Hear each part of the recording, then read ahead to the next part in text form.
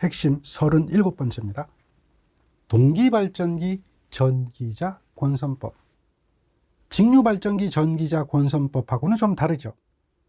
비교를 하면 직류발전기의 전기자 권선법 하면 고상권, 패로권, 2층권이잖아요.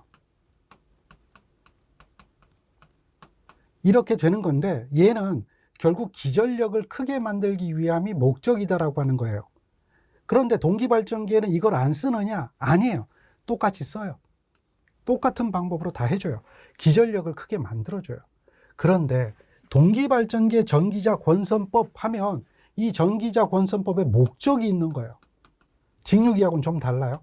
이 목적은 파형 개선이에요. 파형을 개선한다는 얘기는 어떤 걸 말하는 거죠? 고조파.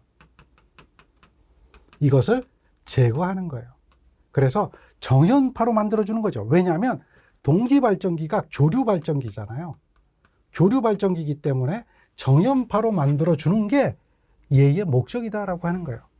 그렇게 하기 위해서는 전절권보다는 단절권을 쓰는 거예요. 집중권보다는 분포권을 쓰는 거예요. 그래서 전절권에 대한 특징과 단절권에 대한 특징을 비교해서 단절권에 대한 장점을 찾아내는 거고요.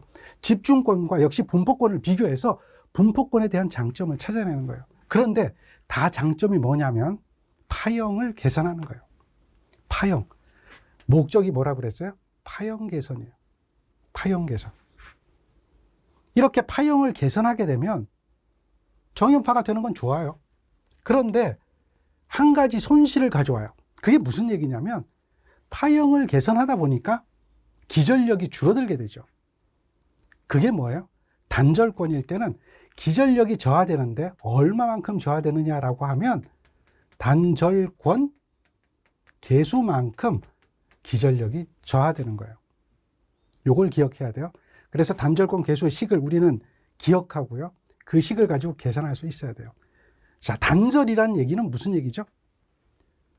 권선이 짧아졌다는 얘기죠. 이게 짧을 단자입니다. 짧아졌다는 얘기예요. 짧아지니까 코일이 줄어드는 거죠. 그래서 권선량이 줄어들고 그로 인해서 발전기도 조금 작아질 수 있는 특징이 있죠. 이게 단절권의 특징이에요. 마찬가지로 분포권에 대해서도 우리는 기억을 해야 돼요. 분포권은 역시 파형을 개선해요. 목적이 이거니까요. 기전력의 파형을 개선하는 거예요. 그런데요, 역시 마찬가지로 이렇게 파형을 개선하다 보니까 기전력이 저하되는데요. 이 기전력이 저하되는 것이 분포권 개수죠. 분포권 개수만큼 기전력이 저하된다라고 할 수가 있죠. 대신에 이렇게 기전력이 저하되고 그렇지만 파형이 개선되는 이런 좋은 점도 있다라고 하는 걸 기억하면서요. 또 분포를 하다 보니까 좋은 점이 또 생겨요. 권선을 한 곳에 집중해서 감으면 열이 냉각이 잘 안 되는데요. 이걸 코일을 권선을 분포시켜 놓다 보니까 열을 고르게 분산시킬 수 있는 냉각에 대한 유리한 점이 나타나게 되죠. 그리고 누설 리액턴스라고 하는 이 부분이 줄어들게 되는 좋은 점도 생기게 돼요. 이게 떨어지지만 이런 것들이 더 생긴다. 자, 여기서 분포권이라고 하는 것은 뭘 얘기하냐면 이 매극매상당의 슬로스라고 하는데요. 이걸 Q라고 하는데요. 요게 1이면 집중권이에요. 이렇게 되면 집중권이라고 부르고 요 Q가 매극매상의 슬로스죠. 슬롯수를 극수와 상수로 이렇게 나눈 건데요. 얘가 2 이상이 되면 얘를 뭐라고 하는 거예요? 분포권이라고 하는 거예요. 근데 이걸 무조건 키우는 게 아니라 고조파, 예를 들면 3고조파를 제거하기 위한 Q값을 선정해서 그대로 감아주면 3고조파가 제거되는 거죠. 그런 특징을 가지고 있다. 이렇게 이해하면 돼요.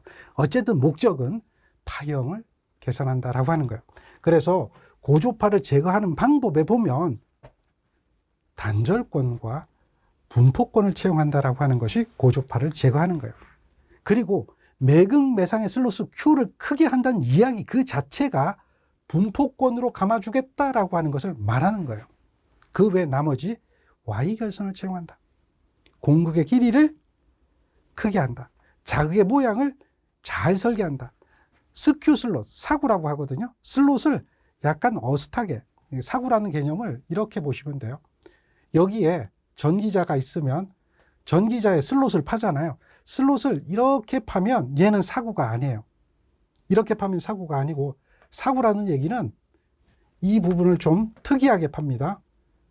어떻게 파냐면 슬롯을 이렇게 파는 거예요. 이런 형태로 파는 것을, 요게 슬롯이 되는 겁니다. 이렇게 파는 것을 얘를 사구라고 하는 거거든요. 그런 모양으로 판다든지 또는 전기자 반작용을 작게 해서 고조파를 제거하는데요. 전기자 권선법은 역시 단절권과 분포권으로 고조파를 제거한다. 이렇게 기억하셔야 됩니다. 자, 문제 잘 보세요. 동기기에, 교리기에 전기자 권선법이 아닌 것은 그랬어요. 자, 고상권, 패로권, 2층권은 그대로 쓰인다 그랬죠. 이거는 그대로 쓰인다 그랬잖아요. 그런데 이 문제를 보고 이렇게 생각하는 사람이 있어요. 이거는 직육이다. 직육이니까 여기 왜 중권이 있고 분포권이 있고 뭐 이렇게 쫙 봤을 때 왜 얘가 왜 여기에 답이 되느냐 이렇게 얘기하는 사람이 있어요. 근데 그게 아니에요. 똑같은 거예요. 똑같은 건데 동지기에 더 추가되는 거예요. 분포권이라는 게 추가되고 다음에 단절권이라고 하는 게 추가되죠. 그러니까 전절권은 당연히 사용하지 않는 것이 되는 거예요. 중권 직육입니다. 2층권 직육입니다. 뭐 이렇게 얘기하면 안 된다는 거예요. 그거 이미 다 동일하게 적용이 되는 방법이다라고 하는 걸 이해하고 있어야 돼요. 그 다음 두 번째 예제입니다. 고조파 발생을 방지하는데 적합하지 않은 것 이렇게 돼 있죠. 사구 가능하죠. 다음 성형결선 됐죠. 전기자 반작용 됐죠. 근데 이게 몰라도 돼요. 몰라도 돼요. 우리 교류발전기 고조파 발생 방지하면은 답은 어쨌든 간에 단절권이나 분포권이에요. 그러니까 반대되는 개념은 전절권이나 집중권이 되는 거죠. 그 전절권은 안 된단 말이에요. 그러니까 이 문제는 그걸 알면 요거 몰라도 답은 4번이라는 것을 찾아낼 수가 있는 겁니다. 자, 정리하세요.